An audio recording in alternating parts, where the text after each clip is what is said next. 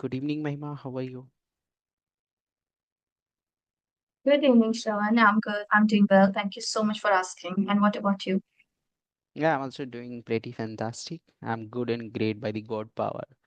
Um, Everything is going great. How was your day so far? It's going super productive, I would say, because before this, I have had a couple of sessions, not with any YouTuber, not with the subscribers. Like that was a general one. So yeah, So I'm like, feeling awesome. mhm, great. How many session you do on the daily basis? Okay, weekly three and maximum 4 and 5. So I can Saturday, Sunday, I don't schedule any sessions only on weekdays. So mostly I've seen you do session with Clappingo tutors or English area tutors, not with the strangers. Why? It's not like that actually. I The thing is, if I receive email from my subscriber in that way, I definitely schedule and I interact with them. Nowadays, as I'm getting less emails from them, and our time, like my timing is different, and their time when they get free is different. So timing is not aligned. So that's the reason I'm not having or Clappingo actually, and as you mentioned, English Yari Clappingo and Influence itself. People love watching their content because they are trainers, so they know better and they have that proficiency in this language as well. So people love to listen. So that's why nowadays I'm focusing on having a conversation with Clappingo is fluency. Yeah, I agree with you. So like it's been 1.5 year you two have started your channel and started learning this language to have a proficiency into this. So how is this learning journey going on? Do you think that you have been improving so far? What the time period did you mention? Could you just Maybe say again? maybe 1 year, How long? maybe 1 year. No, it's not. Like if you are talking about specifically YouTube, so it's been so far 5 months. This month itself, like on a 16th, I'm going to complete my 5 month. Yeah, and it's been over a 6 month, not more than that, right? Mm-hmm. So improvement as you ask about. So yeah, definitely there is a conspicuous change I can see. Because when I was the first place when I started my YouTube, I was a timid girl and I couldn't frame a proper sentence, right? And I had a conversation with you a long time ago, right? Uh, Beginning of my journey, right? So I was a little bit scared of connecting to people, but slowly and gradually, this fear, I can say, has been mitigated. And now still working on that because there's a time when we find like someone is very superior, right? And they have a good proficiency in this language, then of course there's a little bit we start feeling nervous and jittery, right? But yeah, I hope this will also evaporate with time. Yeah, I'm able to relate with it. Um, when you start something to start learning something, I think it happens to every learner, isn't it? Like whenever you start something, you have a kind of feeling of being judged and you're scared. Like I remember when I started, it happened to me on and off every time whenever I have to have a session with anybody who is better at this language, and also the people who have like done more than 100 season or 50 season. So I used to feel fear. Even sometimes I was feeling butterflies in my stomach, like how will I be able to connect with them and will be able to have a season. uh, it used to be a little hard that I was not able to hold the season for even 10 minutes. Also, I would be not able to hold the horses. Suppose I'm communicating with you and there is certain topic is going on, I used to be always in hurry, like when should I finish my sentences and not have a proper active listening, which is also very important. And while doing seasons per seasons, like I have reached at a point where I know this thing that it is only us who think about that, okay, other person is thinking or maybe judging us, but there is nobody to judge you. Everybody has, most of the people have come from the same phase of life. There would be a time where they would be also on the same phase, on the same boat. So definitely, to every learner who is study learning this language, definitely they are going to go through this process, that okay, I am feeling scared of in front of good people, or maybe in front of tutors. uh, I want to ask you one thing, that when you are feeling scared at that very moment, talking to a person who is proficient or who is better than you, how did you eradicate those feeling of being judged, or the feeling of being scared in front of somebody's, and how did you cope up with that? What was the mindset at that time? Not. Okay. So you have to come up with that mindset. It's okay to make mistakes because we all start from somewhere. It's not like, that moment we start and we feel like we are good at and we can't make any mistake. This is first thing we have to remove from our mind. It's okay to make mistake, right? And we all can make, and everybody makes, right? It's not like no matter where they are starting. So that thought always, you know, I kept in my mind in the beginning of journey. And of course, I can say I was a camera conscious. Okay, so for that reason, what I used to do, I always look down. So it shows to others, right? Like I'm underconfident, right? So my next question is that, have you ever gone through performance anxiety, that you have a season and then you have to give your best, and when it didn't go well, you end up having a stress or demotivation kind of thing?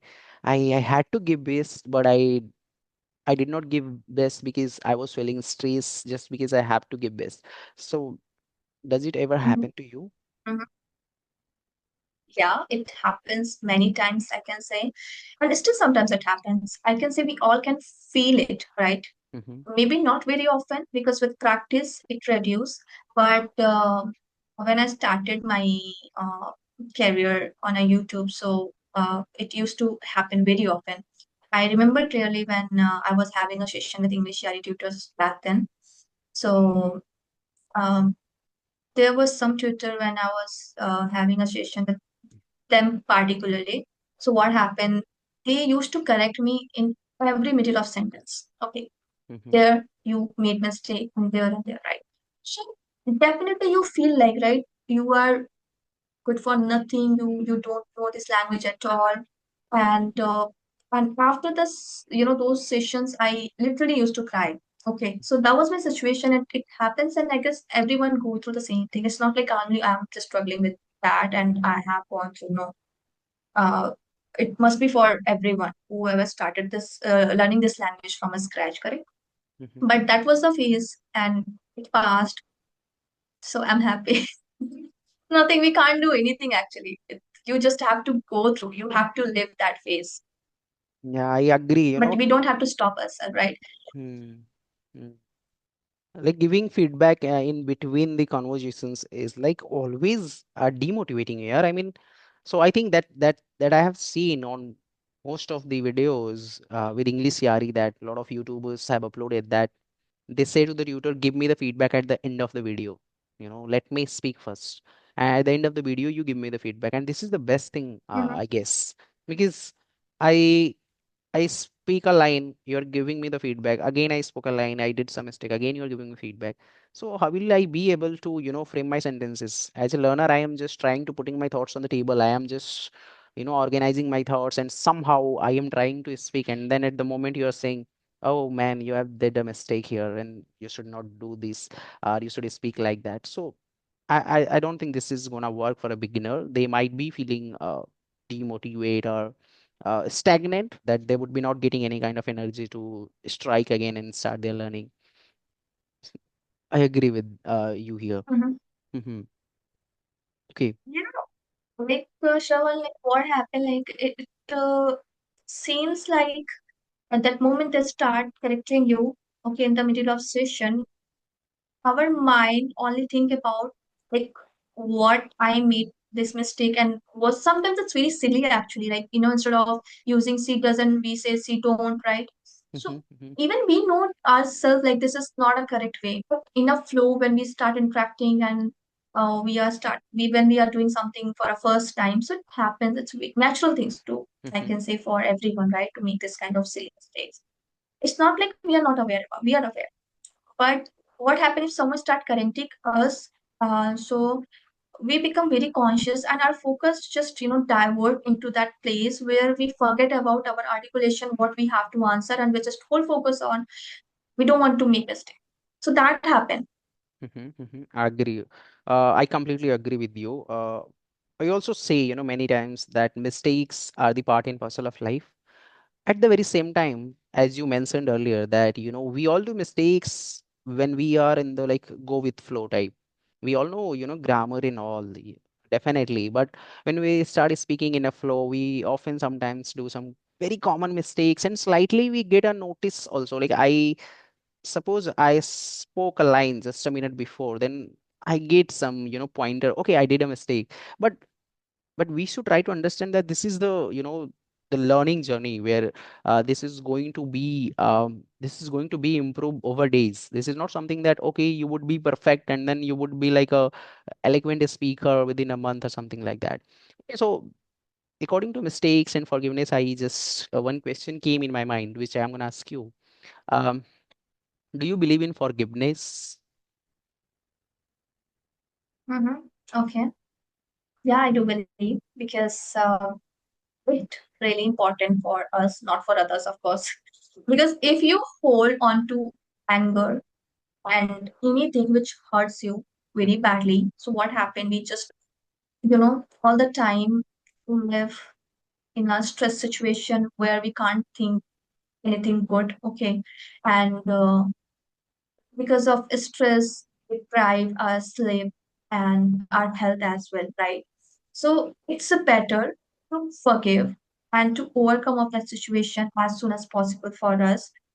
And because as long as you're gonna hold that anger, it's going to just bother you. It's going to destroy your happiness and kill your happiness. Okay. So it's better to forgive for your own peace and for your own happiness. That's something I believe. But yeah, there are some mistakes and some things if happen beyond our expectation, you know what I'm talking about, right? So it's not forgivable, correct? In that case, we I can say we can maintain distance or we can cut a tie from that relation. So there are many other things which we can do. It depends on what kind of mistake or crime that person are committing, right? So basis of that we can make our decision. But it's a slight or argument, disagreement. In that case, we have to forgive that person. And I think we should agree to disagree. I again I am completely agree with you that it's depend on the mistakes and also the person, like whether the person is approaching you for their mistakes and they are really and genuinely or authentically feeling sorry for that matter or not, isn't it? And but yeah, the point is that you often forgive people, right? But there are people in this world who say, forgiveness is the quality of God and we are not God, so I'm not going to forgive you. I've seen the, the new people, I mean, the younger kids, they are not able to forgive for little things and they are like holding grudges, be it anger or anxiety or some, disagreements. They are holding those things for the longer period of time and they are like revengeful. They're thinking it as we have to take revenge for anything. But when we listen spiritual gurus and like great leaders or people who really have done something in their life, that when you hold grudges, you don't go, what I can say, you're pulling away from the progress, right? And the moment you let go of things, letting go of things is the best way to do something. I mean, yeah, of course, when you invest something on something, like if you have invested yourself mentally, physically, emotionally, financially, definitely it takes time to forgive something. But still, if you're letting go of things, then your mind is gonna feel serene and you're gonna feel clean, and that's the moment of beginning. A new life would gonna start, a new flower is gonna bloom. So this is up to you. I mean, I believe in letting go of things, but it also depends on your investment, and I believe emotional investment is the big investment in this world. What do you think? So on the contrary, financial investment, maybe if you're like investing financially, maybe you can earn money again in life. But if you're emotionally investing on something or somebody, definitely, and if you are getting deceived or getting cheated or uh, then definitely it would take a longer period of time to heal from that thing. And that's why most of the people, they say, always try to spend your time with good people, surround yourself with positive things and believe in positive affirmations. Keep away yourself from the people who are always talking about revenge, the people who are always talking about the negativity around you, isn't it? So that's why I said, Mm-hmm. emotional investment is a big investment in this world. So do you agree with me, or you have That's why. any other points that you want to mention? No, I completely agree because I also believe that's the reason, like why we human beings find difficulties when it's come to detachment from someone, right? Mm-hmm. There are some good people also comes in our lives, some bad people also comes, right? If they're good, definitely we don't want to lose them. But when it's come to negative people who are there to only destroy your life or make your life hell, when we get to know about that, we want to try to make a distance.